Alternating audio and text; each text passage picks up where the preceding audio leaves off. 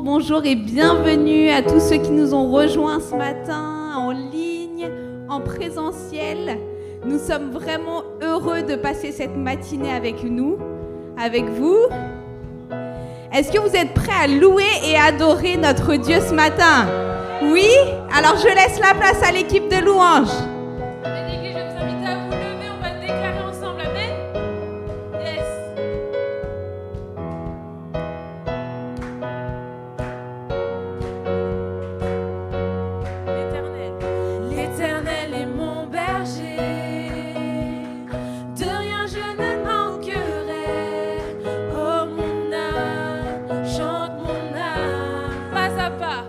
Pas à pas, il me conduit. Oh,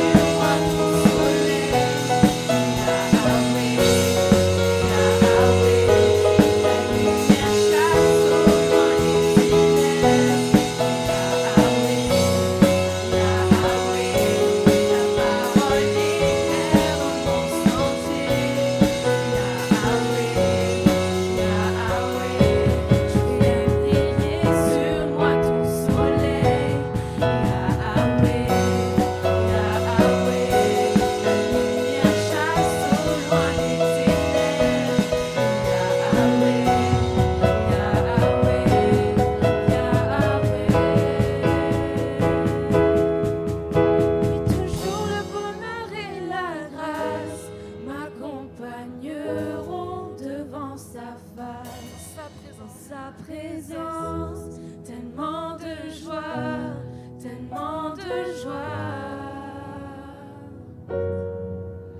Et tant qu'il se trouve auprès de moi, aucun mal, mon âme, tu ne craindras. Dis-le à ton âme ce matin. Dans son temps, je reviendrai, je reviendrai. Encore une fois, oui, toujours le bonheur et la grâce. Oui, toujours le bonheur et la grâce m'accompagneront devant sa face. Dans sa présence, tellement de joie, tellement de joie. Et tant qu'il se trouve auprès de moi, aucun mal, mon âme, tu ne craindras. Et dans son temps, je reviendrai, je reviendrai. Yahweh, Yahweh, tu fais briller sur moi ton soleil.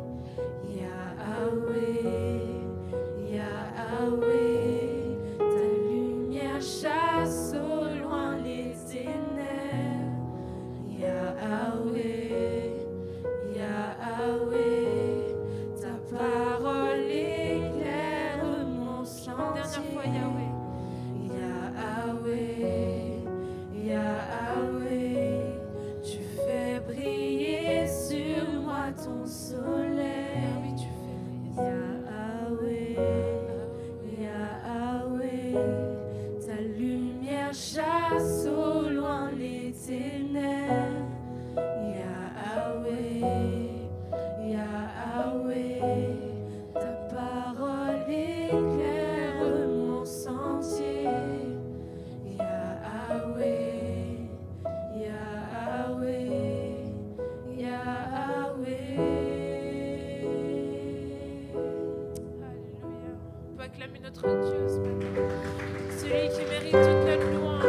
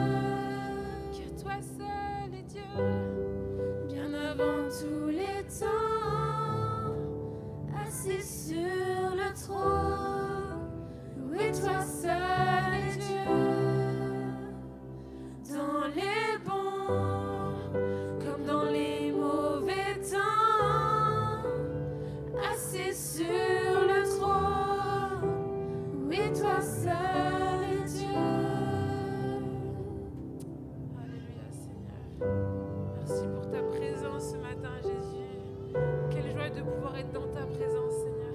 De juste profiter de qui tu es, Seigneur. Merci pour ta grâce, merci pour tout ce que tu fais pour nous. Continue à transformer nos vies, Seigneur. On veut être encore plus semblable à toi. Permets-nous de voir avec ta perception, Seigneur. Ouvre les yeux de nos cœurs. Qu'on puisse faire ce qui t'est agréable, Seigneur. Alléluia, Jésus. Ouvre les yeux de nos cœurs. Alléluia. Seigneur, on veut voir les circonstances avec tes yeux. On veut voir notre prochain avec tes yeux, Seigneur. Alléluia, Jésus.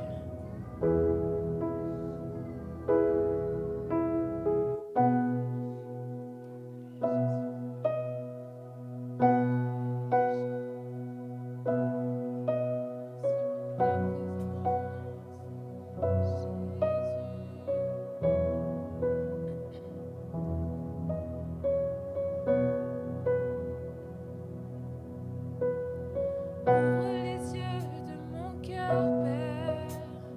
Ouvre les yeux de mon cœur. Je désire te voir.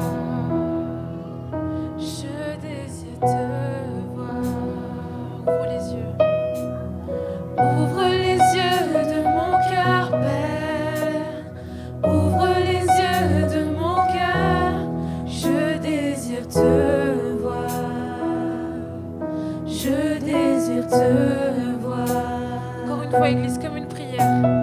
Ouvre les yeux de mon cœur, Père.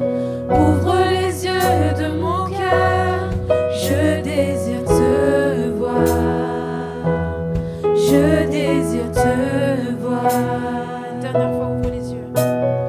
Ouvre les yeux de mon cœur, Père. Ouvre les yeux de mon cœur. Je désire te voir. Je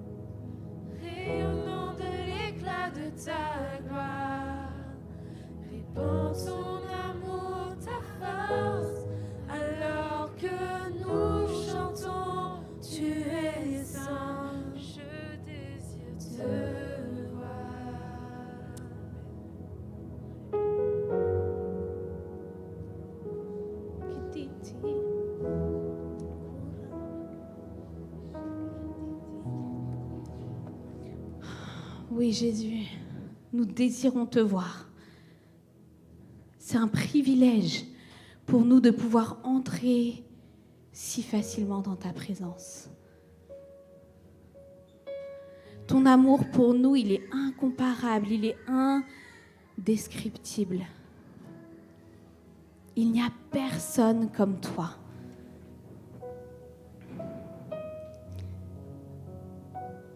Et ce matin, nous voulons te donner toute la gloire.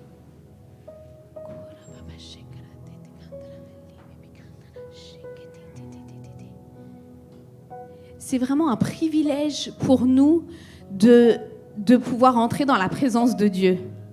Ça n'a pas toujours été ainsi. On n'a pas toujours si facilement eu accès à la présence de Dieu. Il y avait une époque, et on peut le lire dans l'Ancien Testament, où le peuple devait effectuer tout un tas de rituels et de sacrifices pour pouvoir être pardonné de leurs péchés, pour pouvoir entrer en communion avec Dieu. Dieu parlait au travers des prophètes. Le peuple de Dieu ne pouvait pas simplement entendre Dieu lui parler comme nous on peut le faire aujourd'hui. Et Jérémie, le prophète Jérémie, il voyait par révélation divine ce que Dieu était en train de préparer pour son peuple. Il voyait que Dieu avait un nouveau plan pour son peuple. Il était en train de préparer un plan merveilleux pour pouvoir entrer en communion d'une nouvelle façon avec son peuple. Et on peut le lire dans le livre de Jérémie au chapitre 31, du verset 31 à 34. « Voici les jours viennent, dit l'Éternel, où je ferai avec la maison d'Israël et la maison de Juda une nouvelle alliance. Non comme l'alliance que je traitais avec leur père, le jour où je les ai saisis par la main pour les faire sortir du pays d'Égypte. L'alliance qu'ils ont violée, quoique je fusse leur maître, dit l'Éternel. Mais voici l'alliance que je ferai avec la maison d'Israël. Après ces jours-là, dit l'Éternel, je mettrai ma loi au-dedans d'eux, je l'écrirai dans leur cœur, et je serai leur Dieu, et ils seront mon peuple. Celui-ci n'enseignera plus son prochain, ni celui-là son frère, en disant « Connaissez l'Éternel, depuis le plus petit jusqu'au plus grand, dit l'Éternel, car je pardonnerai leur iniquité et je ne me souviendrai plus de leurs péchés. » Waouh! Jérémie, il savait d'avance que Dieu avait une nouvelle façon de communiquer avec son peuple. Je suis sûre que ça réjouissait son cœur. Et aujourd'hui, grâce à Jésus-Christ, au sacrifice du Fils de Dieu, toi et moi, nous pouvons entrer librement dans la présence de Dieu grâce à la foi. Si chacun d'entre nous, nous choisissons de croire au sacrifice que Jésus a fait à la croix, qu'il a pris sur lui tous nos péchés et toutes nos iniquités, eh bien, nous pouvons accéder librement au pardon de Dieu et à une communion véritable avec lui. Le plan de Dieu, depuis le commencement du monde, c'était d'avoir une relation de cœur à cœur avec chacun d'entre nous. C'était de pouvoir communier avec nous. C'était de pouvoir avoir une intimité profonde et forte avec chacun d'entre nous, de pouvoir pardonner nos péchés, de pouvoir nous libérer de toutes nos blessures, de toute notre anxiété, nos peurs, nos maladies. Ça, c'était le plan de Dieu pour nous. Mais le peuple de Dieu n'a pas toujours eu accès à ça.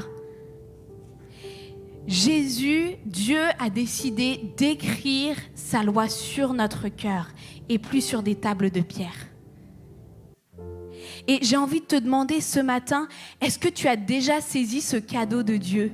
Tu peux le faire ce matin. Si tu n'as pas encore saisi ce cadeau de Dieu ce matin, tu peux le saisir.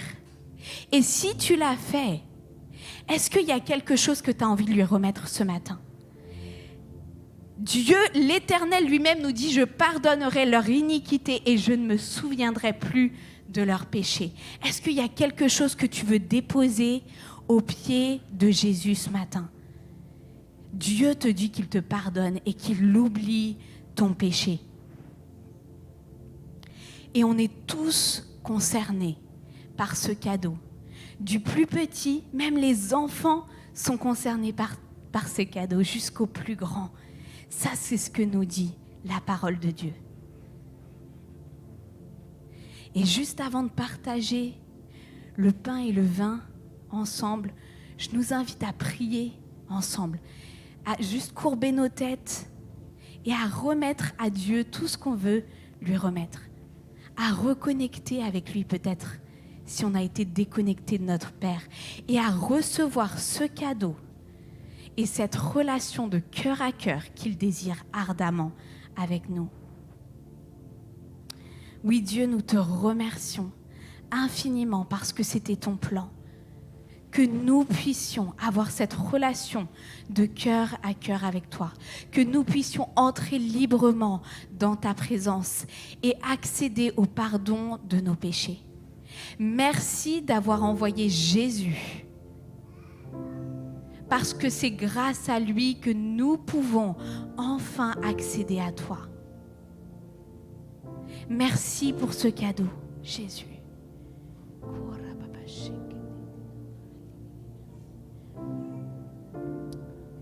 Je vous invite à manger le pain qui représente le corps de Christ. Le corps de Christ qui a été meurtri pour nous.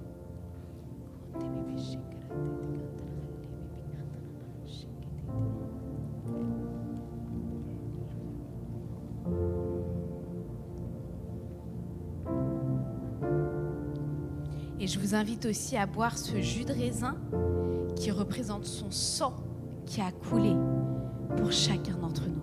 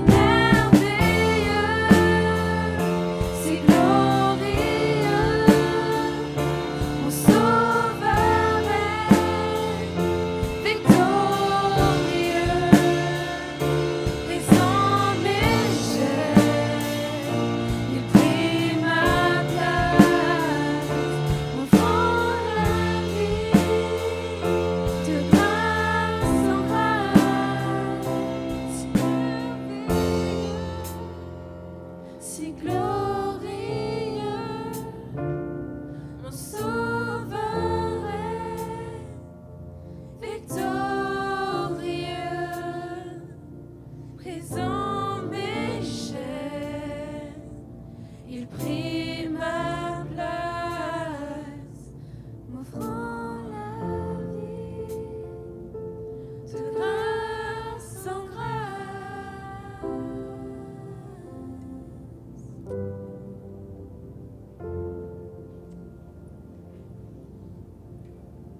Merci beaucoup à l'équipe de louanges qui nous a conduits dans la présence de Dieu ce matin.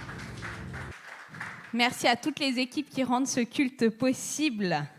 Alors, j'ai quelques annonces à faire. L'Église est actuellement en période de recrutement pour cette nouvelle année scolaire. Donc, si vous souhaitez servir dans un domaine ou un autre, n'hésitez pas à venir remplir les petits coupons qui sont à l'accueil. Pour les personnes qui servent à l'accueil ou qui souhaitent servir à l'accueil, il y a un rendez-vous spécial pour vous le samedi 10 septembre. Donc, réservez cette date dans vos agendas et surtout, allez vous inscrire auprès de Kezia à l'accueil de l'église. Le dimanche 18 septembre, c'est aussi une date à mettre dans votre agenda. Ce sera le forum des services. Donc, il y aura une présentation de tous les services de l'église. Surtout, venez voir comment tous les services différents fonctionnent dans notre église. Du 6 au 9 septembre, on aura 4 jours de jeûne et prière. Pendant ces jours-là, donc du 6 au 8, nous aurons une réunion de prière de 6h à 7h en visioconférence, donc sur Zoom. Et puis le 9 septembre, nous aurons notre première soirée louange de l'année à 20h. Donc voilà, je vous donne rendez-vous pour ces dates-là. Surtout, inscrivez-les dans vos agendas. Et pendant le prochain chant, j'aimerais vous inviter que chacun donne comme il l'a résolu en son cœur, sans tristesse ni contrainte, car Dieu aime celui qui donne avec joie. Je vous invite pendant le prochain chant à venir apporter vos dîmes et vos offrandes à Dieu. Merci.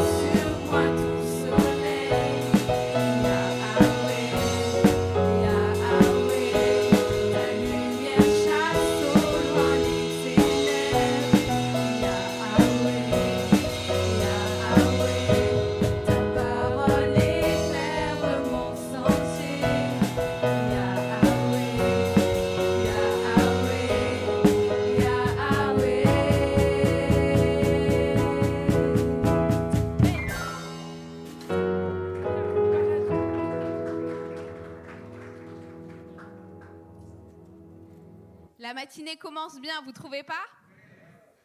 Alors maintenant, j'ai l'honneur et le privilège d'annoncer donc Timothée pour la prédication.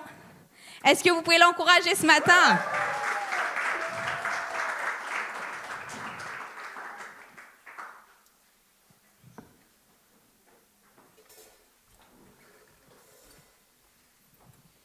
Est-ce que vous allez tous bien ce matin?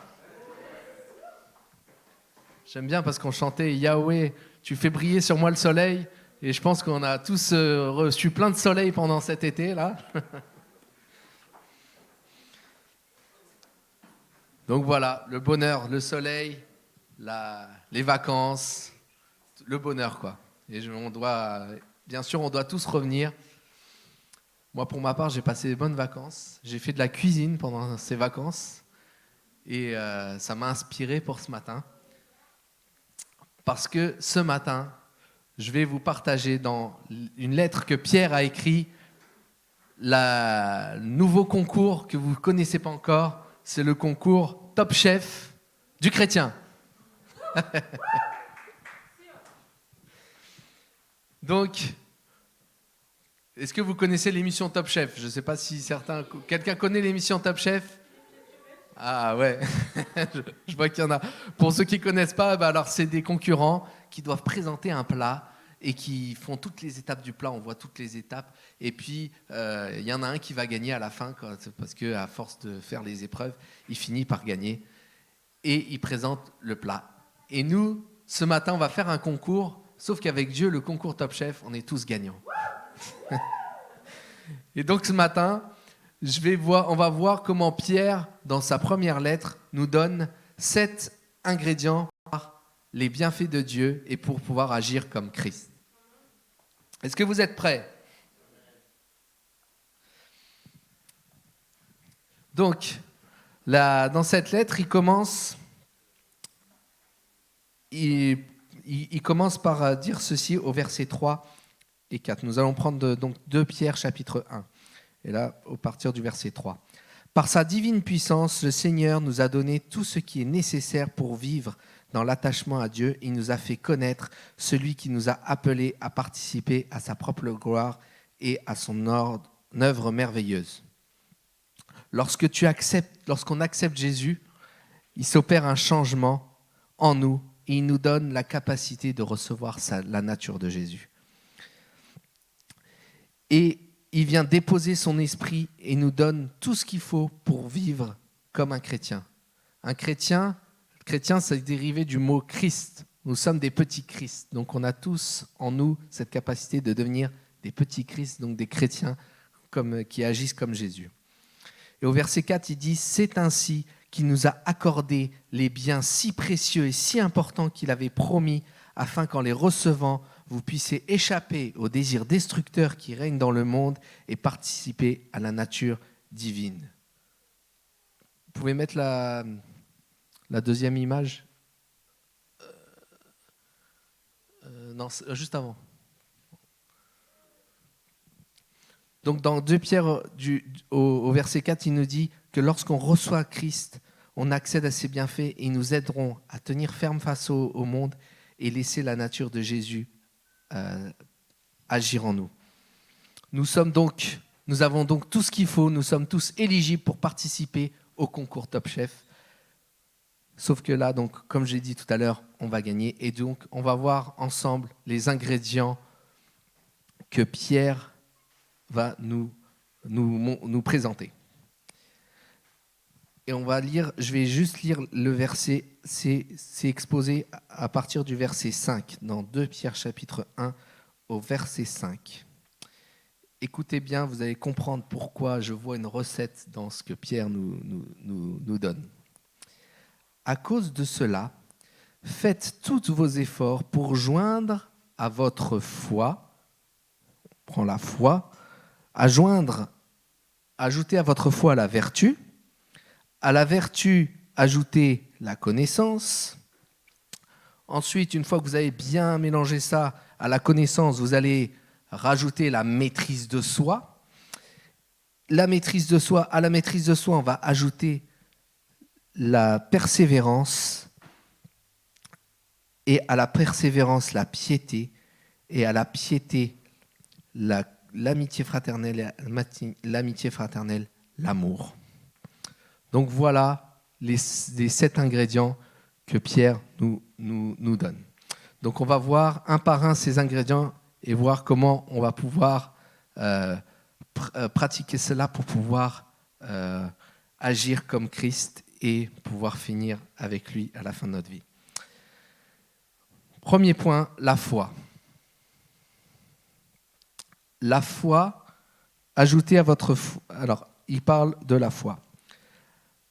La foi, c'est l'ingrédient de base pour devenir chrétien. C'est par la foi que tout commence. Et comme une recette, la base, c'est important, ça va donner tout le reste. Et donc, dans Hébreux 11.6, il nous est écrit, Hébreux 11, verset 6, « Il faut que celui qui s'approche de Dieu croit que Dieu existe. » Il faut avoir la foi pour s'approcher de Dieu. Et qu'il est le rémunérateur de ceux qui le recherchent. Et qui va récompenser si on le recherche. Donc, pour connaître Dieu, tout commence par croire.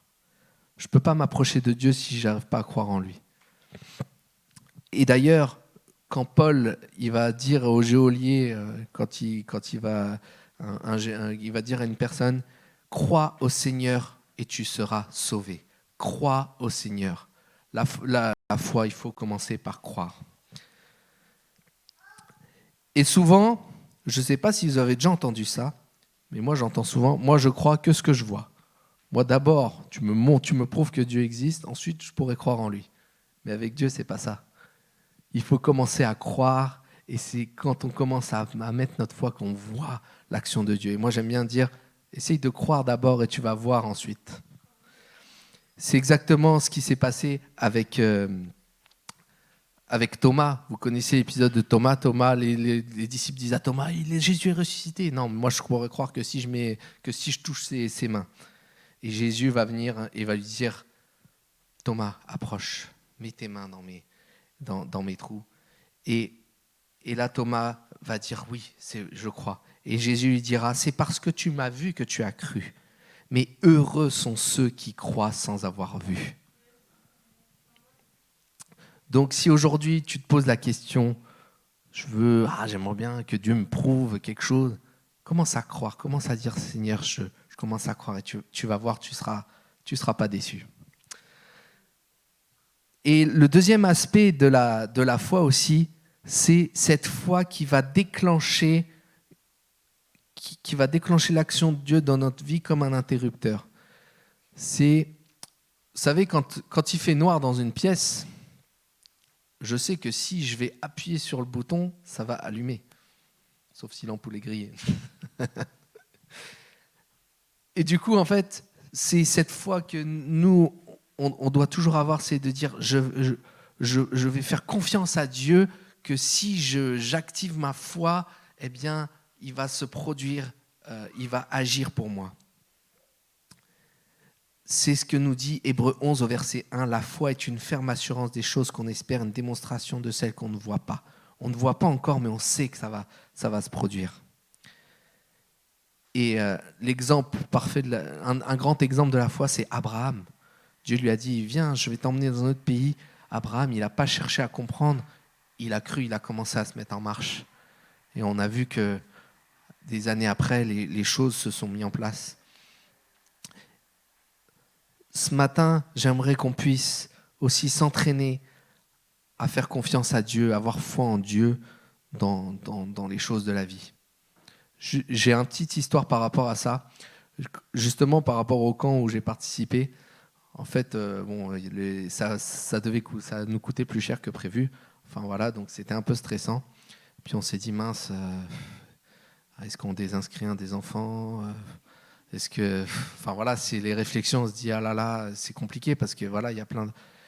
Et puis j'ai dit, non, tu sais quoi, chérie, on le fait maintenant, tant pis, on se débrouillera, on trouvera une solution. Et ça m'a fait rire parce que le camp a commencé et là, j'ai reçu des mails d'argent qui rentrait, que je ne pensais pas qu'il allait arriver, quoi.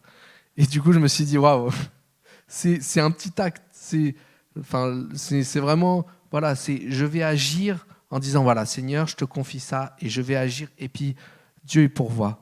Là, c'est un exemple concret, mais il y a tellement de choses ou dans des petites choses, hein, c'est vraiment des petites choses, peut-être dans le choix de choix pour les études ou pour les stages. Ou, je pense que je pourrais entendre plein de témoignages ici ce matin sur vraiment qu'on a décidé de faire confiance et hop, Dieu a pourvu derrière. Et c'est ça aussi, la foi. Donc, c'est la base pour recevoir vraiment les bienfaits de Dieu. Ensuite, le deuxième point, c'est la vertu. La vertu, c'est-à-dire la bonne conduite. On ajoute à la foi la bonne conduite. Ce qu'on peut appeler parfois ce qu'on appelle dans la Bible les bonnes œuvres. En fait, on va avoir la foi et ça va conduire à agir bien. Et la vertu, la définition que j'ai trouvée, c'est la force morale avec laquelle l'être humain tend au bien et s'applique à suivre la règle, la loi morale. C'est vraiment bien se comporter. Et il y a pas mal de philosophes qui ont réfléchi à cette question, qui essayaient d'expliquer, voilà, est-ce que c'est inné, est-ce que machin. Enfin voilà, quand on lit des trucs, on voit que c'était vraiment une question importante. Et les bonnes œuvres doivent découler de notre foi. Et parfois, on fait l'erreur de vouloir faire. On dit les bonnes œuvres, ça veut dire que je dois faire le bien et après, Dieu il va m'aider. Mais en fait, les bonnes œuvres, la vertu, ça doit être découlé de notre foi. On a foi en Dieu, on croit en Jésus, on veut donc du coup on veut agir comme il a fait. Et l'inverse ne fonctionne pas. C'est pas d'abord on va bien agir. Souvent on se dit il faut que j'agisse bien et après je verrai, après j'aurai l'approbation de Dieu. Mais non, en fait, ce que Dieu il veut, c'est que ce soit ajouté à la foi. Pourquoi ? Parce qu'en fait, on n'est pas capable.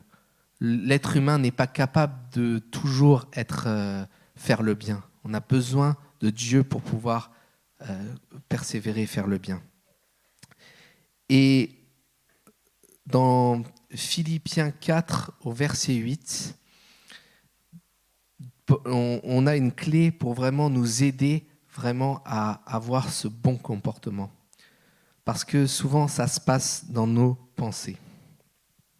Philippiens 4, 8, « Portez votre attention sur tout ce qui est bon et digne de louange, sur tout ce qui est vrai, respectable, juste, pur, agréable et honorable. » En fait, ça se passe dans nos pensées. Si vraiment on cherche à se focaliser sur les bonnes choses, eh bien, nos comportements vont aller vers le bien. Comment on nourrit nos pensées ? C'est la manière de nourrir nos pensées. Est-ce qu'on regarde des choses qui sont inutiles y a des émissions, parfois on voit juste des gens se disputer. Comme ça, on se dit, mais qu'est-ce que ça apporte ? Mais c'est comment je nourris. Et en fait, parce que dans Philippiens 4.8, il fait juste, c'est la suite de quand il dit ne vous inquiétez de rien, mais laissez, mais rendez vos pensées en Jésus. Parce qu'en fait, si on se focalise sur Jésus, si on focalise sur le bien, eh bien ça va nous conduire à avoir une bonne conduite. Et un exemple dans la Bible, c'est Daniel, qui est toujours resté intègre dans sa vie, quand on lit son histoire. Et il a toujours décidé, moi je veux faire le bien, et il était toujours connecté à Dieu pour faire le bien, et on voit que ça a apporté du fruit dans sa vie. Donc voilà le deuxième ingrédient.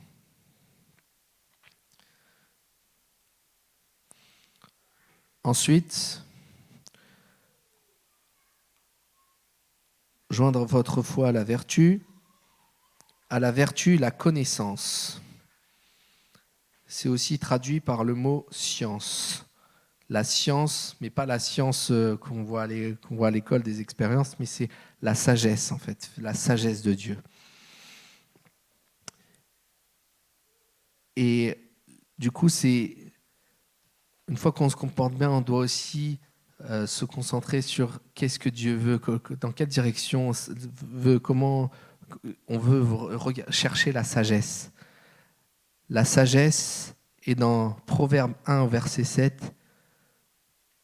Dieu donc, nous dit de rechercher la sagesse dans de nombreux proverbes.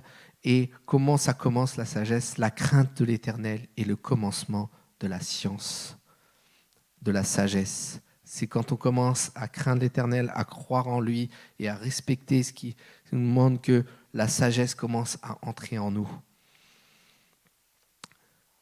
Et c'est suivre la volonté, en suivant la volonté de Dieu. C'est la suite logique de la foi et de la vertu finalement. J'ai la foi, je me comporte bien et maintenant je veux chercher comment toujours recevoir cette sagesse. Dans quel but on veut cette sagesse? Parce qu'en fait, la sagesse va nous aider à marcher droit dans le chemin avec Dieu. Dans Proverbe 2, versets 10-12, je ne vais pas tout lire, la sagesse entre dans ton cœur, elle te donne de la joie, la connaissance te donnera de la joie, elle t'empêchera de mal agir. C'est vraiment intéressant, je vous invite vraiment à pouvoir lire aussi les proverbes, vraiment voir qu'est-ce que produit la sagesse et recevoir la sagesse en nous. Elle va nous aider à marcher dans le chemin de vérité. Elle va nous éviter d'aller dans la voie du mal des ténèbres. Et la voie, on pourrait dire la voie E ou la voie X, ça peut marcher aussi. Les voies de Dieu qui doivent être, on doit écouter, pas suivre la voie du mal, pas écouter les voies du mal. C'est aussi ça. Et la sagesse nous aide vraiment à ne pas entendre ces voix.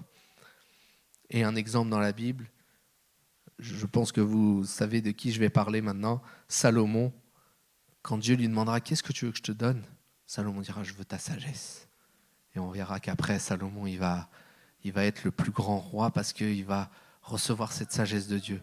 Et si on a cette sagesse de Dieu, on va vraiment pouvoir avancer. Et aujourd'hui, on a de la chance parce qu'aujourd'hui, on a la Bible. Et dans la Bible, on a toute cette sagesse. Et c'est pour ça que c'est important vraiment important de méditer cette parole, de la lire chaque jour. Quand on dit lire la Bible chaque jour, c'est pas juste parce qu'on est chrétien, on doit faire ça. Non, c'est parce qu'en fait, on reçoit tellement de sagesse, on a tellement de choses, il va tellement pouvoir nous guider. Pour l'histoire de Salomon, c'est dans 1 Roi, au chapitre 3, si vous voudrez lire après cet épisode où il reçoit la sagesse de Dieu. Mais voilà, donc cherchons la sagesse. Donc là, notre recette avance bien. Pour l'instant, on est bien en train de mixer tout ça. Les premiers ingrédients ont été intégrés plutôt bien. Et là, ça arrive les étapes techniques parce que là, il va y avoir de la résistance dans notre mélange. Les cuissons, tout ça, vous voyez dans l'émission Top Chef, ils sont... voilà. Parce que là, on arrive à un point très important, la maîtrise de soi. Là, ça a commencé à prendre, mais maintenant, il va falloir bien gérer tout ça.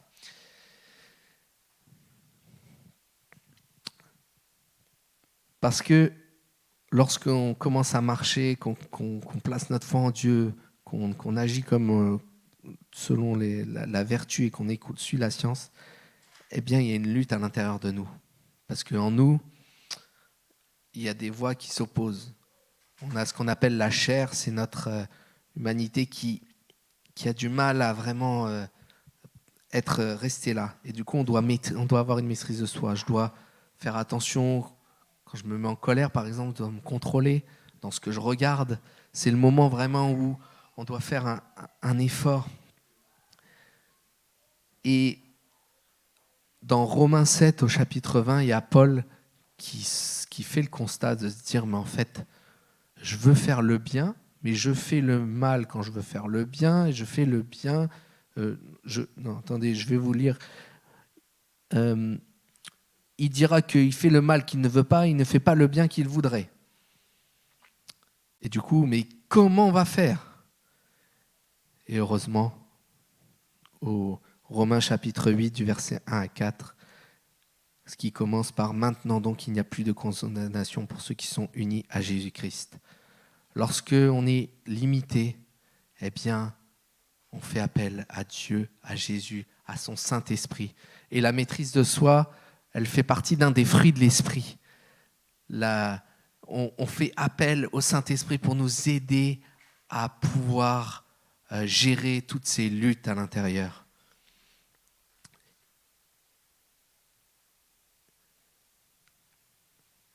Et du coup, cela nous permet vraiment de progresser, d'avancer avec Dieu. Et qu'est-ce qu'il ajoute juste après la maîtrise de soi? Il ajoute la persévérance. Parce qu'effectivement, là je vous dis, faire appel à la maîtrise de soi au Saint-Esprit, c'est toujours ce qu'on doit faire, mais parfois on a des ratés. Parfois il y a des échecs. Et parfois on tombe. Et parfois après on se relève. Mais ce qui est important, c'est de persévérer. La persévérance, c'est vraiment le moment le plus compliqué où il ne faut pas lâcher. Il arrive toujours un moment où le découragement face à nos échecs vient. Et là, c'est le moment où il ne faut pas regarder nos échecs. Et dans Galates 5, 22, il nous dit « Marchez selon l'esprit, vous n'accomplirez pas les désirs de la chair ». Il faut s'entraîner à marcher selon l'esprit avec persévérance. Il faut s'efforcer vraiment de rechercher l'esprit de Dieu pour pouvoir progresser. Et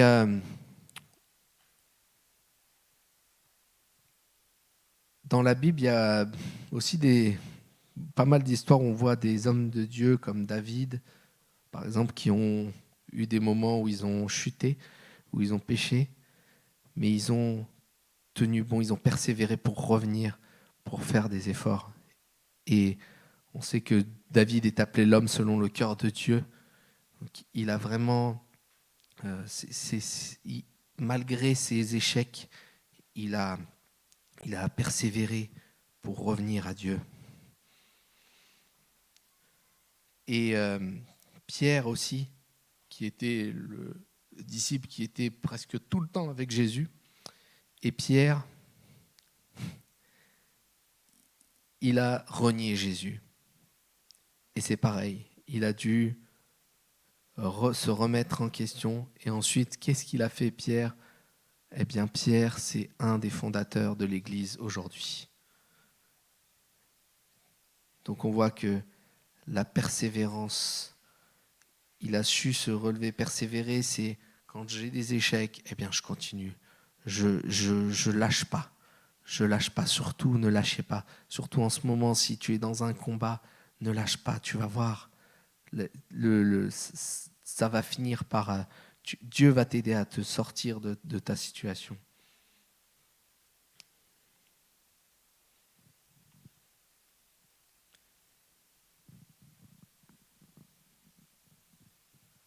Ensuite, on arrive au 6e point.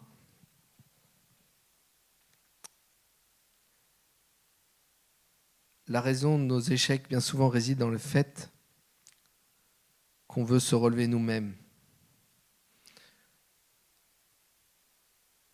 Et quand on veut se relever nous-mêmes, eh bien, c'est parfois compliqué, on a besoin de Dieu. Parce que persévérer tout seul, ça ne marche pas. Et donc, l'attachement, la piété, c'est vraiment être connecté à Dieu, rechercher l'attachement à Dieu. Donc, c'est vraiment dire, voilà, Seigneur, seul, je ne peux pas, je te fais confiance et placer vraiment, et vraiment prendre le temps de prier Dieu, de rechercher sa présence. Parce que la vie attachée à Dieu va nous aider à ce qu'il combatte pour nous dans les moments compliqués. Il va nous soutenir dans les moments de découragement. Et bien souvent, en fait, c'est quand on néglige notre temps avec Dieu qu'on est conduit des fois à prendre des mauvaises décisions. Et c'est pour ça qu'être attaché à Dieu va nous aider à apprendre à faire les bons choix. Si tu prends vraiment le temps de pas simplement lire la parole, mais aussi prier, aussi demander à Dieu, passer du temps avec Dieu, prendre du temps avec Dieu, eh bien, il va se connecter à toi. Et plus tu vas avancer, plus ce sera facile de prendre les bons choix, parce que Dieu va t'aider, t'accompagner. Et c'est souvent la chose la plus difficile à organiser, le temps avec Dieu dans la journée. Pourquoi la lecture de la Bible ou le temps de prière est toujours ce qui est le plus dur à maintenir quotidiennement? Je ne sais pas, moi, ça m'est arrivé souvent de mettre des gros objectifs, de dire à partir de maintenant, là, la rentrée, elle arrive là, on est septembre, c'est bon, là, je fais 2 heures de prière, un temps de lecture, tous les jours. Je vais me lever à 5 heures du matin, et voilà. Et puis au bout d'une semaine, bon, on se lève à 6 heures, 7 heures, après vraiment, ça... Mais c'est vrai que c'est souvent ce moment, ce truc-là qui est attaqué, parce qu'aussi, voilà, la vie prend toute la place, parce que le diable s'arrange pour qu'on soit bien occupé, il nous donne plein de distractions parce qu'en fait, si on est attaché à Dieu, eh bien, on est solide. On voit Jésus lorsqu'il passait des nuits entières dans la présence de Dieu, et il accomplissait les miracles, il devait faire face à toujours des tests avec des questions.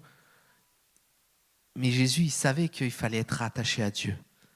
Et si on arrive vraiment à toujours progresser dans ce domaine, eh bien, ce sera tellement plus facile. Ce sera tellement plus facile de parler à quelqu'un, de parler à quelqu'un de Dieu quand Dieu vit en nous. C'est vraiment puissant, quoi.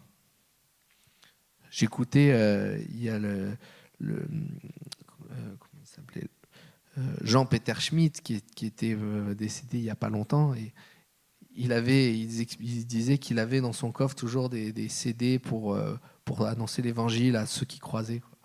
Parce qu'en fait, dans le témoignage de sa vie, en fait, on parle vraiment qu'il était, son temps avec Dieu, c'était primordial.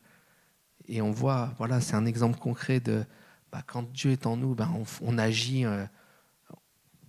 on fait tellement plus de bons choix, et on partage, on arrive à obéir à la parole beaucoup plus facilement.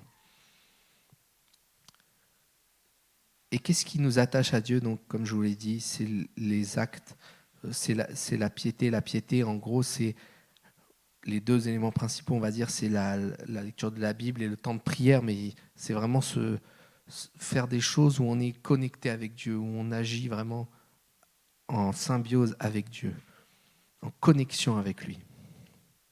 Une vie ancrée en Dieu.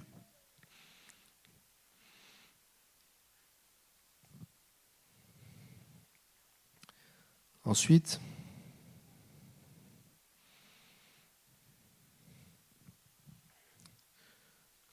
lorsque on est attaché à Dieu, ça nous conduit forcément à l'affection, ce qui est l'affection fraternelle, c'est-à-dire la communion avec les autres.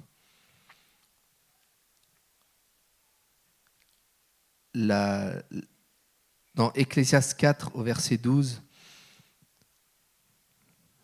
il nous rappelle que à 2, nous sommes plus forts. La corde à 3 brins ne rompt pas facilement, parce que c'est toujours plus solide. Et vous pourrez lire le chapitre 4 où il parle vraiment de ce qui se produit. En gros, nous avons besoin les uns des autres. On a besoin de quelqu'un qui peut être notre vis-à-vis pour nous encourager, pour nous booster parfois quand on est découragé. Et je vous invite vraiment à trouver des partenaires dans la marche avec Dieu pour vraiment qui soient là vraiment pour vous dire, pour vous encourager, pour vous dire ce qu'il faut faire quand il y a des décisions à prendre, pour vous encourager vraiment à rester connecté à Dieu, vraiment chercher vraiment des relations avec des personnes vraiment qui sont dans la même marche avec Dieu, pour que vraiment vous puissiez vous fortifier les uns les autres. Et dans la parole de Dieu, dans c'est toujours quelque chose qui est important. Cherchons aussi à avoir l'unité ensemble. Quand on vient à l'église, par exemple le dimanche, c'est vraiment, on est unis tous ensemble, ça crée des liens aussi, ça permet vraiment d'avoir une unité, et c'est ce qui a fait la force de la première église dans les Actes. Ils partageaient le pain ensemble, ils partageaient tout ensemble. Ils venaient, ils amenaient tous leurs biens, tout était vraiment ensemble. Et on voit que ça a permis vraiment à ce que l'Église puisse tenir quand il y a eu des persécutions. Cette unité fait que ça nous donne de la force. Et il ne faut pas négliger cela.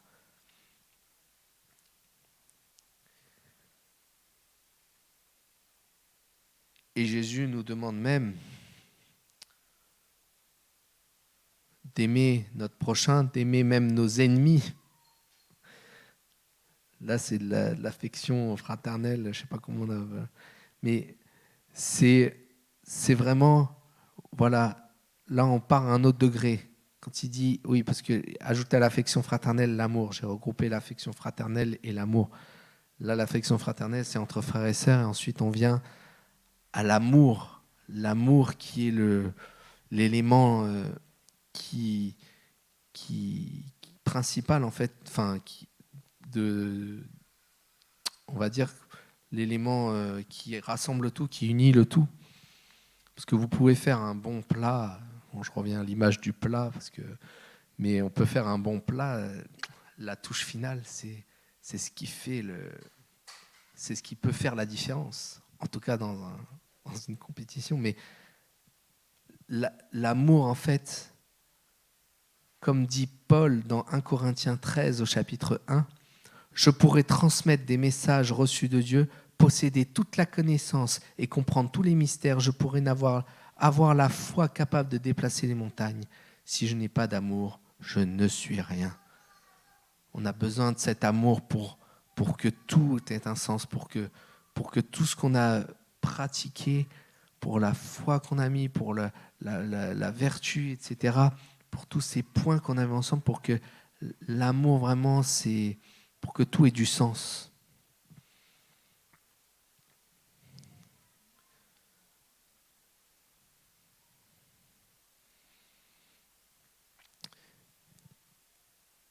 Et donc voilà, donc on a vu la foi, à la fois la vertu la science, la maîtrise de soi.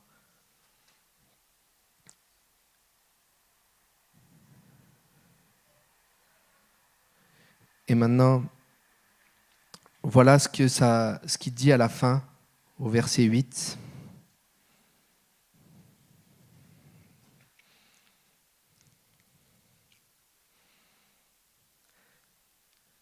Si vous avez ces qualités et si vous les développez, elles vous rendront actifs et vous feront progresser dans la connaissance de notre Seigneur Jésus-Christ. Mais celui qui ne les possède pas a la vue si courte qu'il est comme aveugle. Il oublie qu'il a été purifié de ses péchés d'autrefois. C'est pourquoi, frères, efforcez-vous encore plus de prendre au sérieux l'appel que Dieu vous a adressé et le choix qu'il a fait de vous. Car en faisant cela, vous ne tomberez jamais dans le mal. C'est ainsi que vous sera largement accordé le droit d'entrer dans le royaume éternel de notre Seigneur et Sauveur Jésus-Christ. Ces qualités nous font vraiment rentrer Christ en nous et on agit comme lui et on a un accès ensuite grand ouvert au ciel. On est tous gagnants. Il n'y a pas de personne meilleure que d'autres. Ce qui est important, c'est de chercher vraiment à pratiquer ces différentes choses dans notre vie. J'aimerais nous poser une question ce matin. De quoi as-tu besoin aujourd'hui ? De quoi avons-nous besoin par rapport à toutes ces choses qu'on a évoquées? Est-ce que ce matin, as-tu besoin de foi ce matin?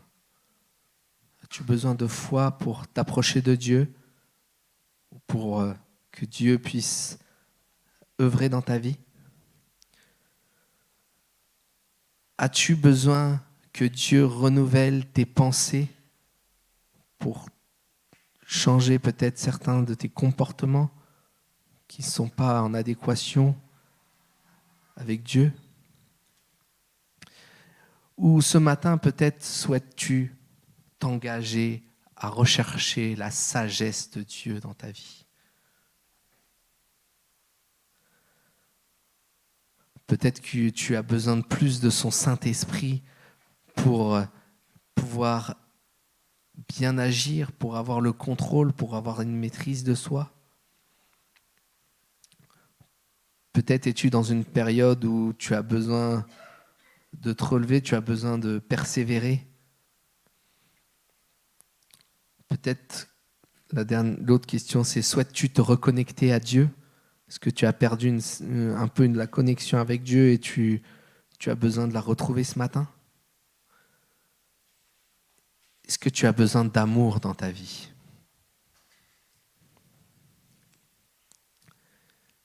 Si à l'une des questions, tu as répondu oui,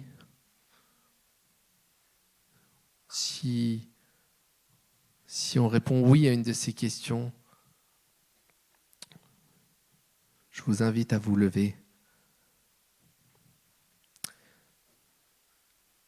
Si tu as besoin d'un de ces aspects, tu peux te lever. Moi, je me mets debout aussi, parce que toutes ces choses, c'est tellement... je pense que dans tous ces points, même quand je préparais, je vois, ah oui, et là, il y a encore du travail. Mais ce matin, est-ce qu'on peut se tourner vers Dieu, mettre les mains vers lui?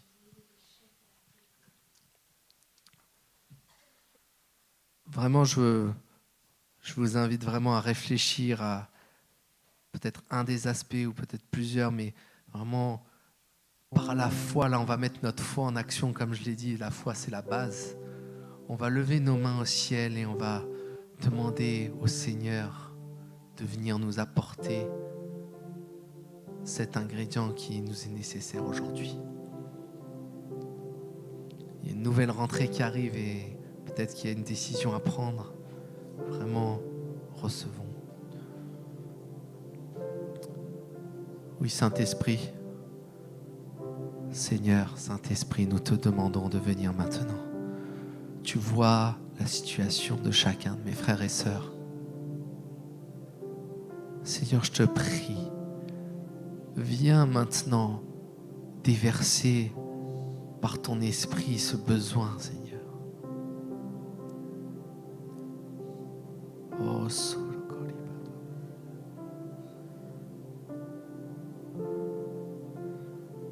oh Jésus.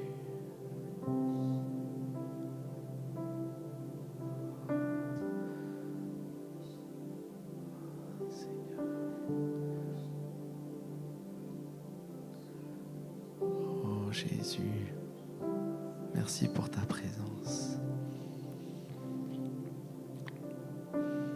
Oh, viens toucher, Seigneur, nos cœurs ce matin, Seigneur.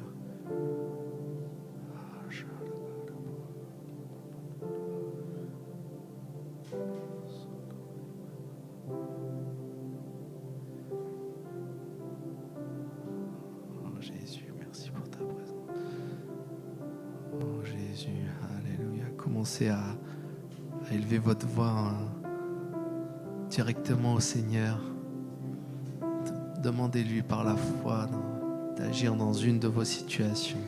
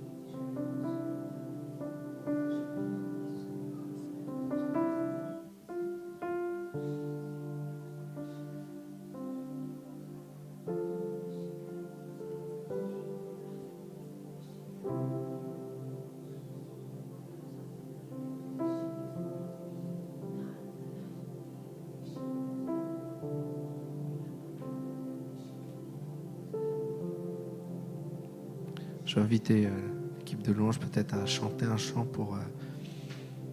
en gardant vraiment restant focalisé sur Dieu.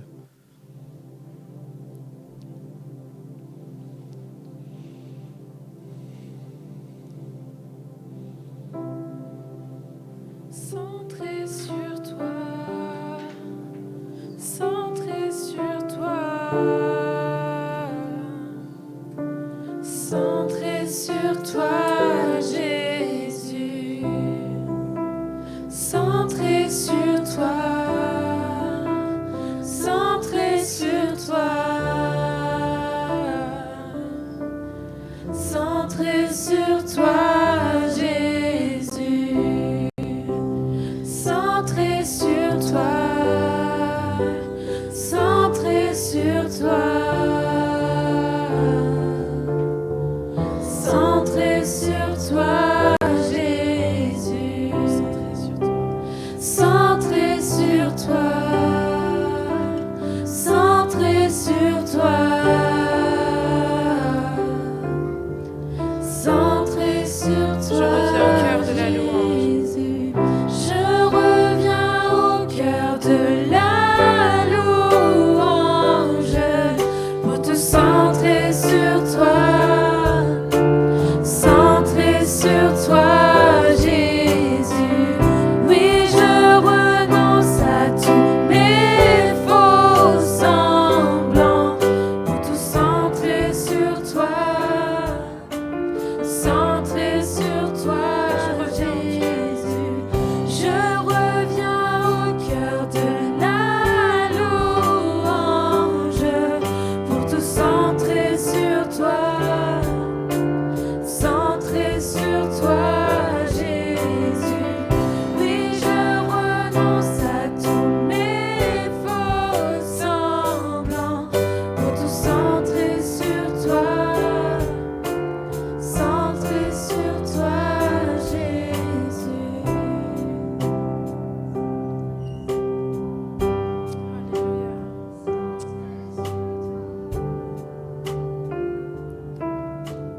Centré sur toi, Jésus. Centré sur toi, centré sur toi, centré sur toi,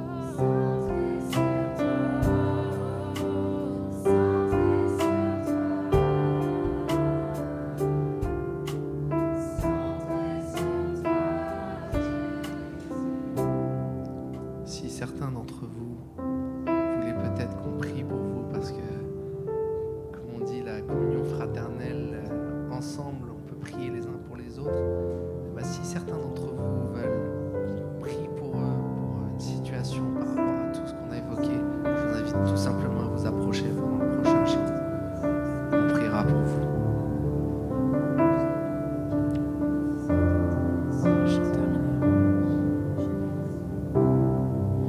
Les chanteurs